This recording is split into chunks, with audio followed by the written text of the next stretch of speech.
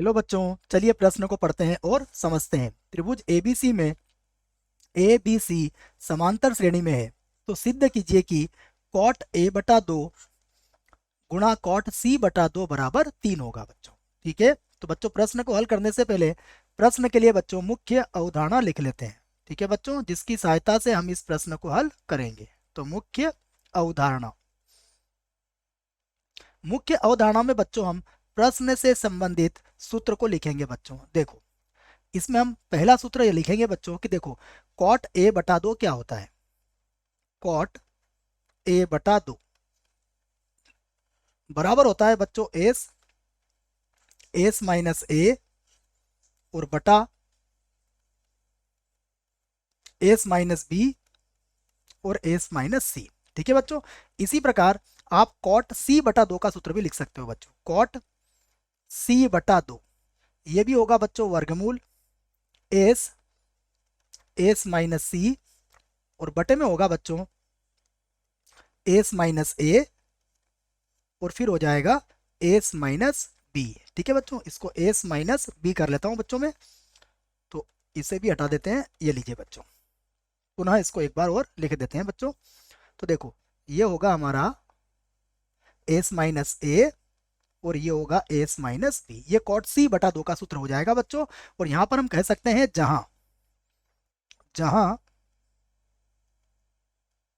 जहां बच्चों ए plus B plus सी बटा दो ये एस के बराबर होता है बच्चों, जिसे कहते हैं अर्ध परिमाप। ठीक है बच्चों, तो ये हमारे प्रश्न के लिए पहली मुख्य अवधारणा हो जाएगी। दूसरी मुख्य अवधारणा बच्चों हम यह समझेंगे कि यदि यदि ए बी सी क्या हो बच्चों, समांतर श्रेणी में हो, समांतर श्रेणी में है, तब तब क्या होगा बच्चों, तब दो बी बराबर होता है ए प्लस सी के। ठीक है, तो ये मुख्य अवधारणा आपको याद रखना पड़ेगी बच्चों। अब देखो प्रश्न में जो हमें दिया है और जो सिद्ध करना है उस पर विचार करते हैं। तो अब देखो बच्चों, हमें कहा गया है कि एबीसी समांतर श्रेणी में, तो हम फिर से लिखेंगे यदि ए बी सी क्या है बच्चों, समांतर श्रेणी में है। ठीक है बच्चों, तब तब हमारे पास क्या होगा, दो बी किसके बराबर होगा, ए प्लस सी के बराबर होगा और इसे हम समीकरण 1 बना लेंगे बच्चों। ठीक है, अब बच्चों जो सिद्ध करना है हम उसका बायां पक्ष लेंगे बच्चों। तो जो सिद्ध करना है उसका बायां पक्ष देखिए क्या होगा, बायां पक्ष। देखो बच्चों, बायां पक्ष है हमारे पास कॉट ए बटा दो और गुणा कॉट सी बटा दो। ठीक है बच्चों, दोनों के सूत्र मैंने लिख दिए हैं, तो फिर से लिखूंगा मैं बराबर।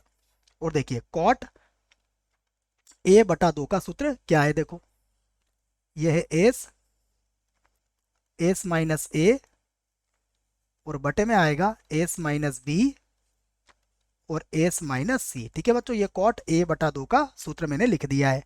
अब देखो कॉट सी बटा दो है तो इसका भी सूत्र लिख लेते हैं हम। तो गुणा, अब होगा हमारे पास वर्गमूल एस एस माइनस सी और बटे में आ जाएगा एस माइनस ए और फिर आ जाएगा एस माइनस बी।